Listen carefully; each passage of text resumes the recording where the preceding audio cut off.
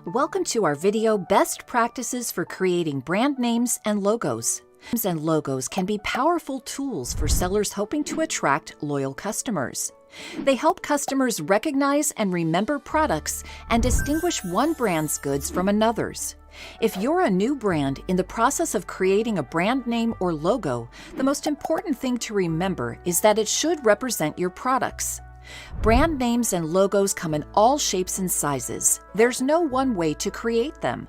But think carefully about the products you sell and why customers might want to buy them before designing your brand name or logo. Ask what makes your products unique, valuable, and memorable. You'll also want to keep these best practices in mind. Stay simple. The best brand names are often short, easy to pronounce, and straightforward to spell. Make it memorable. Your brand name and logo should stand out and be easy to recognize and recall. Stay descriptive. Coming up with highly creative names is fun, but if they're too abstract or complicated, they can prevent customers from easily understanding your brand and products.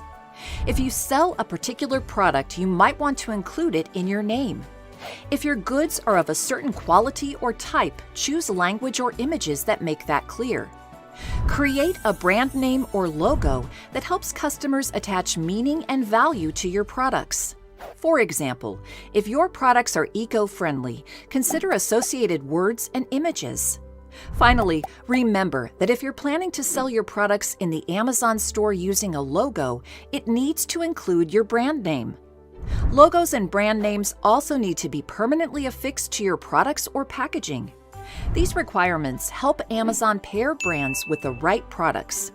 There's also a couple of things to avoid while creating your brand name or logo. You don't want to use offensive or culturally inappropriate words or images. Be sure you also understand what the words and images in your brand name and logo mean to a variety of audiences, especially if you're translating text to another language. And avoid simply translating a brand name literally from one language to another. Brand names are culturally specific, and translating them word for word often means losing or changing the original meaning. You also don't want to create a name or logo that's too similar to a competitor's. That won't help distinguish your products from theirs, and it could lead to claims of trademark infringement or other legal or intellectual property issues. Your brand name and logo can use wordplay or newly invented words. They can evoke a feeling or emotion. You can also stick to describing who you are and what you produce. However you choose to represent your products, take the time to brainstorm and collect feedback on your brand name or logo. It can be a good idea to consult a brand agency or other expert too.